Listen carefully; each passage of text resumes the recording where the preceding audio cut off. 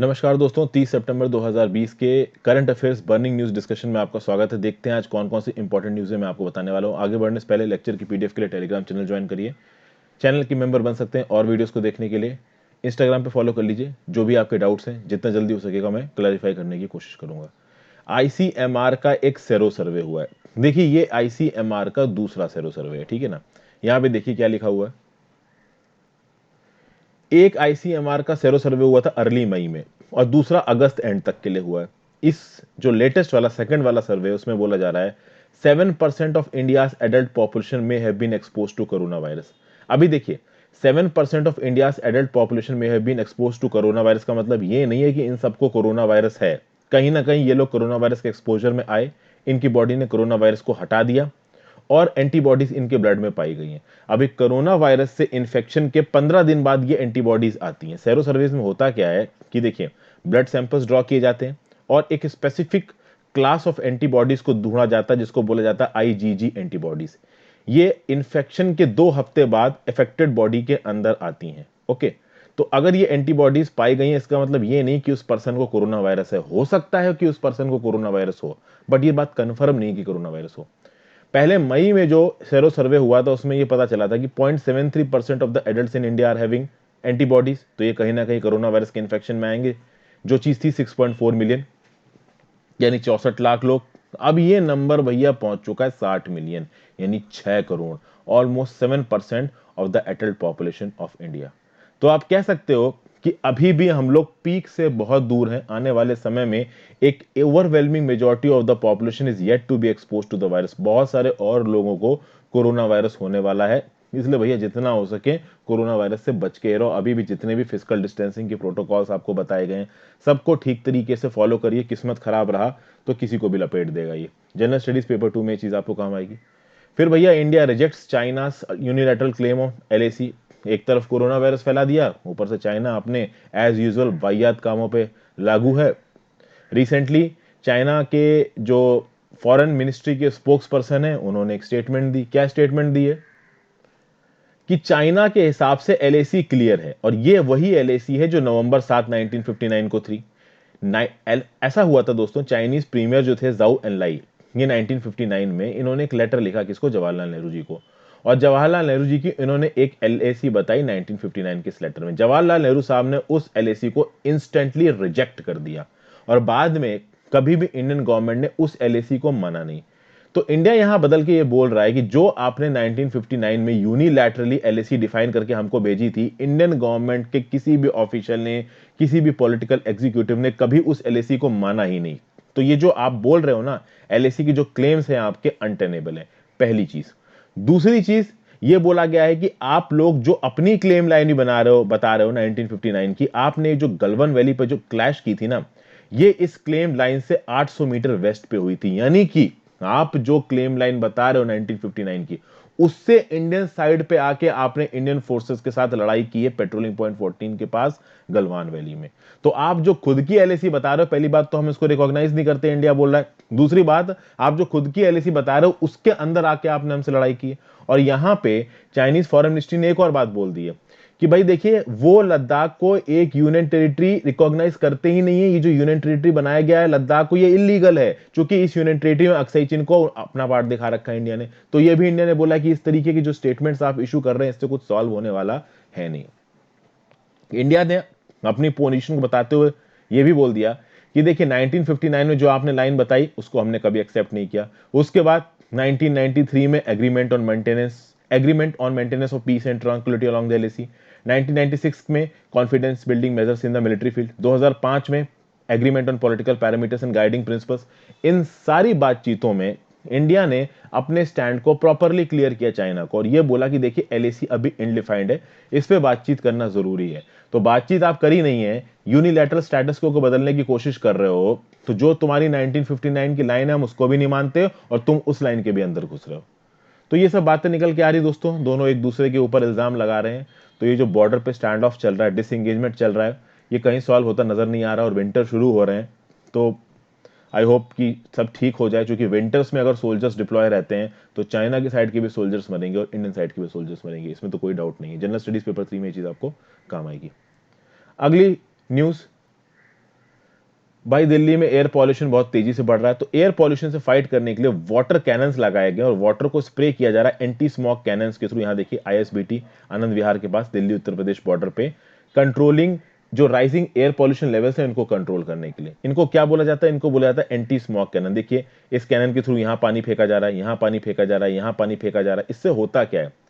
देखिए एक high velocity exhaust fan से पानी बाहर की तरफ फेंका जा रहा है। इस ड्रम में पानी स्टोर रहता है, इसको आप तेजी से बाहर फेंकते हो। जब पानी बहुत हाई वेलोसिटी से फेंका जाता है तो माइक्रो ड्रॉपलेट्स के फॉर्म में पानी हवा में पहुंचता है, और यह बोला जाता है कि ये जो माइक्रो ड्रॉपलेट्स हैं वो PM2.5 और PM10 जो पॉल्यूटेंट्स हैं उनसे चिपक जाएंगी और इन पॉल्यूटेंट्स को जमीन पे गिरा देंगी। तो जो रेन का इफेक्ट होता है ना, आपने देखा होगा कि जब पानी बरसता है तो पानी बरसने के बाद जो हवा का पॉल्यूशन लेवल है वो कम हो जाता है, क्योंकि जो तैरता हुआ पॉल्यूशन है हवा में उसको रेन वाटर नीचे गिरा देता है। यही काम एक्चुअली ये fog cannon, anti smog cannon करने की कोशिश कर रहे हैं। दिल्ली में जो एयरबॉर्न डस्ट पार्टिकल्स का जो लेवल है वो दुनिया में सबसे ज्यादा है, वन ऑफ द हाईएस्ट है।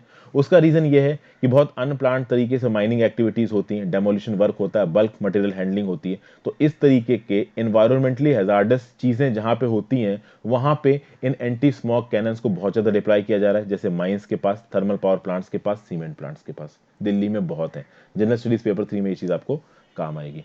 फिर एक और बहुत इंपॉर्टेंट न्यूज निकल के आ रही है।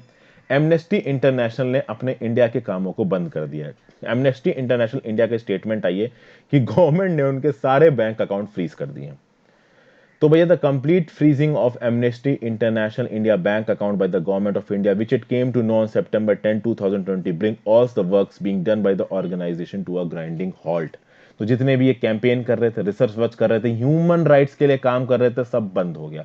अभी बात यह है कि गवर्नमेंट एमनेस्टी इंटरनेशनल पे इतना क्रैकडाउन कर क्यों रही है और इन्फोर्समेंट डायरेक्टोरेट पीछे क्यों पड़ गया है आपका एमनेस्टी इंटरनेशनल के? इसके लिए एमनेस्टी इंटरनेशनल ये बोलती है कि गवर्नमेंट ट्रांसपेरेंसी को दबाना चाहती है। जब भी गवर्नमेंट किसी भी तरीके के कोई एक्शन को लेती है, जैसे कि फॉर एग्जांपल दिल्ली पुलिस ने सिटीजनशिप अमेंडमेंट एक्ट के अगेंस्ट में जो भी प्रोटेस्ट हो रहे थे और उसका जो दिल्ली में राइट्स हुए, उसमें जो भी ग्रॉस ह्यूमन राइट्स वायलेशन हुए उसमें एमनेस्टी इंटरनेशनल रिपोर्टिंग कर रही थी, और इस रिपोर्टिंग में गवर्नमेंट के काम सामने आ रहे थे, इसलिए गवर्नमेंट हम पे क्रैकडाउन कर रही है। ऐसा एमनेस्टी इंटरनेशनल बोल रहा है, मैं नहीं बोल रहा हूं। मैं आपको वही बता रहा हूं जो एमनेस्टी इंटरनेशनल की तरफ से स्टेटमेंट आ रहा है, ठीक है ना। एमनेस्टी इंटरनेशनल का यह बोलना है कि गवर्नमेंट हमको किसके अंदर फंसा रही है? फॉरेन कंट्रीब्यूशन रेगुलेशन एक्ट 2010 के अंदर। लेकिन भैया हमने तो अपने डोमेस्टिक कामों के लिए 1 लाख इंडियन से पैसा इकट्ठा किया। पास्ट 8 सालों में 1 लाख इंडियंस ने हमको पैसा डोनेट किया, हम उससे भी अपना काम करते हैं। तो government foreign contribution regulation act 2010 के प्रोविजंस को डिप्लॉय करके हमको काम करने से रोक रही है, जबकि हम तो इंडियन से पैसा लेके काम कर रहे हैं। फॉरेन से भी हमारे पास पैसा आ रहा है, बट हम इंडियन से भी पैसा लेके काम करने की कोशिश कर रहे हैं। तो हमें क्यों रोका जा रहा है? कहीं ना कहीं हम लोग शायद गवर्नमेंट के गलत कामों को सामने लेके आ रहे हैं, ट्रांसपेरेंसी को प्रमोट कर रहे हैं, इसलिए हमको दबाया जा रहा है। फिर एमनेस्टी इंटरनेशनल क्या बोल रहा है कि भैया देखिए हम सारे इंडियन लॉज को मानते हैं, हम सारे इंटरनेशनल लॉज को मानते हैं, हम अपने जो फंड्स हैं उनको इंटरनेशनली भी ले उठाते हैं, डोमेस्टिकली भी उठाते हैं। आप देखो एमनेस्टी के ऊपर इन्वेस्टिगेशन इन्फोर्समेंट डायरेक्टरेट कर रहा है बहुत लंबे समय से, कि ऐसा बोला जाता है कि इनके पास फॉरेन फंड्स गलत तरीके आ सकते हैं। गलत तरीके से मतलब कि भाई इंटेंशनली कुछ ऐसे फॉरेन प्लेयर्स हैं जो इंडिया के अंदर डेवलपमेंटल वर्क्स को रोकना चाहते हैं, इसलिए वो एमनेस्टी ऑर्गेनाइजेशन जैसे एनजीओ को पैसा भेजते हैं ताकि इंडिया में डेवलपमेंट प्रोसेस को रोका जा सके।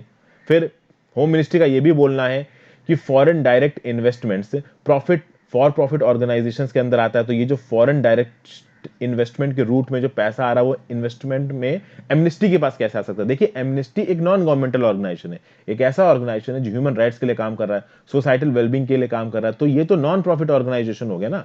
एफडीआई के थ्रू जो पैसा आता है वो तो फॉर प्रॉफिट ऑर्गेनाइजेशन के लिए आता है। तो फिर ये एफडीआई वाले चीज के ऊपर बहस चल रही है। अभी देखिए 2018 में भी बोला गया था कि इन्फोर्समेंट डायरेक्टोरेट ने फ्रोज कर दिए थे एमनेस्टी के अकाउंट्स, फिर ये कोर्ट में गए तो उन्होंने फ्रीजिंग को रोक दी। अभी रिसेंटली सीबीआई ने, लास्ट ईयर सीबीआई ने एक केस रजिस्टर किया है कि एमनेस्टी इंटरनेशनल यूके ने 10 करोड़ रुपया एमनेस्टी इंडिया को ट्रांसफर किया है एज एफडीआई। अभी फॉरेन डायरेक्ट इन्वेस्टमेंट जो इंडिया में अंदर आती है उसको गवर्नमेंट वेट कर सकती है, देख सकती है। गवर्नमेंट का सिंपल लॉजिक है कि भैया फॉरेन डायरेक्ट इन्वेस्टमेंट इसलिए आए कि आप कुछ बिजनेस को इंडिया में लगा रहे हो, कोई इंटरप्राइज इंडिया में लगा रहे हो जिससे लोगों को नौकरियां मिल रही तो सही है। आप ह्यूमन राइट्स वॉयलेशन को पॉइंट करने के लिए, डेवलपमेंटल प्रोजेक्ट्स को पॉइंट करने के लिए आप एफडीआई मंगवा रहे हो। फॉर प्रॉफिट ऑर्गेनाइजेशंस के लिए होती है एफडीआई, नॉन प्रॉफिट के लिए नहीं होती है। ये गवर्नमेंट का स्टैंड है, ठीक है। तो यहां पे एमनेस्टी के काम करने के तरीकों को ऑलमोस्ट रोक सा दिया है सरकार ने, ऐसा एमनेस्टी इंडिया का बोलना है। अगले आर्टिकल की तरफ चलते हैं। Sri Lanka bans cattle slaughter. देखिए श्रीलंका में जो कैटल स्लॉटर है, खासकर जो काऊ का स्लॉटर है, इसको बैन कर दिया गया है। ये प्रपोजल कौन लेके आए हैं, ठीक है, प्राइम मिनिस्टर महिंदा राजापाक्सा साहब। अब यहाँ पे कुछ चीजें निकल के आ रही हैं। देखिए इस चीज की डिमांड सिन्हला बुद्धिस्ट ग्रुप्स की तरफ से आ रही थी। जो सिन्हला बुद्धिस्ट ग्रुप्स हैं, श्रीलंका की सबसे मेजॉरिटी कैटेगरी है। इन लोग के यहाँ पे काउस को सैक्रेड माना जाता है, हिंदूज में भी काउस को सैक्रेड माना जाता है। बट प्रॉब्लम ये है कि श्रीलंका में 70% आर सिन्हला बुद्धिस्ट, और वो बीफ नहीं खाते हैं, वो काउस को सैक्रेड मानते हैं। बीफ खाने वाले लोग कौन है, तो जो माइनॉरिटी मुस्लिम्स है वो खाते हैं, क्रिश्चियंस खाते हैं। आप देखोगे श्रीलंका में एक सेक्शन ऑफ हिंदूज भी ऐसा है जो कि बीफ खाता है।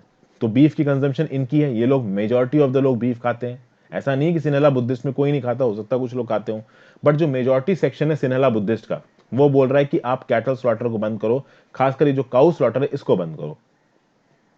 ओके, तो यहां पे जो मुस्लिम्स के फूड पैटर्न है, क्रिश्चियन फूड पैटर्न है, और जो सेक्शन ऑफ हिंदूज है जो बीफ खाते हैं, उनके लिए प्रॉब्लमेटिक हो सकता है। तो यहां पे गवर्नमेंट ने बोला है कि ठीक है, काउ स्लॉटर को हम लोग श्रीलंका में बैन करेंगे, बट अगर बीफ को बाहर से कोई इंपोर्ट करना चाहे तो उसमें हमको प्रॉब्लम नहीं, बीफ बाहर से इंपोर्ट किया जा सकता है।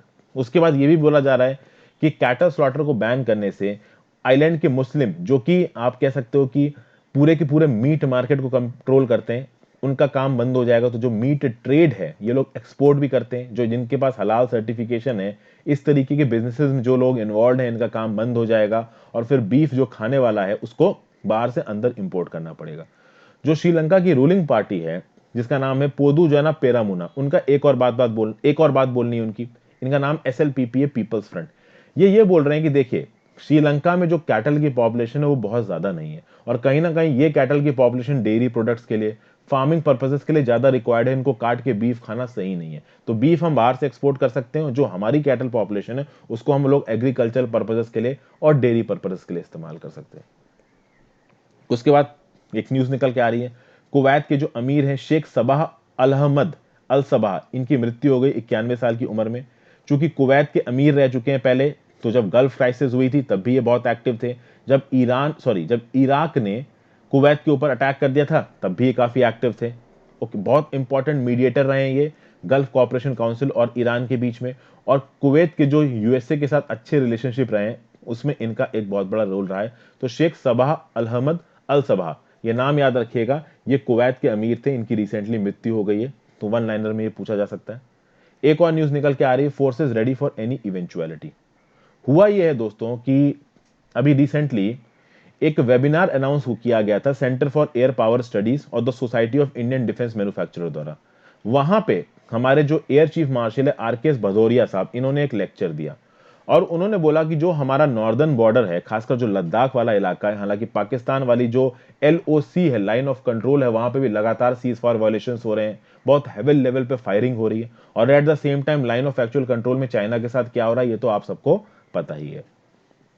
तो बोला ये जा रहा है कि जो सिचुएशन है बहुत ज्यादा टेंस है। तो सिचुएशन एक ऐसी हो रखी है कि ये सिचुएशन हो गई है नो वॉर और नो पीस वाली।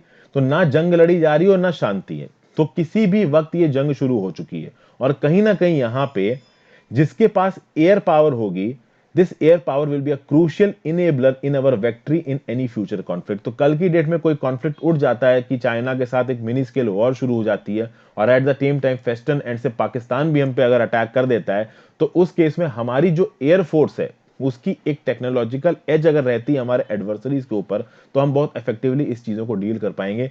यहाँ पे कहीं ना कहीं जो हमको C-17 ट्रांसपोर्ट एयरक्राफ्ट मिले, चिनूक हैवी लिफ्ट एयरक्राफ्ट है हमारे पास, अपाच अटैक हेलीकॉप्टर्स है, और रफाल फाइटर जेट्स हैं, इन्होंने हमें सब्सटैंशियल टैक्टिकल और स्ट्रेटेजिक कैपेबिलिटी इन्हांसमेंट दिया है। IAF, Indian air force, the mighty Indian air force high operational alert में, अगर चाइना के साथ स्टैंड ऑफ में, बॉर्डर इन लद्दाख में कुछ भी होता है, तो हमारे फ्रंट लाइन फाइटर जेट्स तैयार हैं डिप्लॉयमेंट के लिए।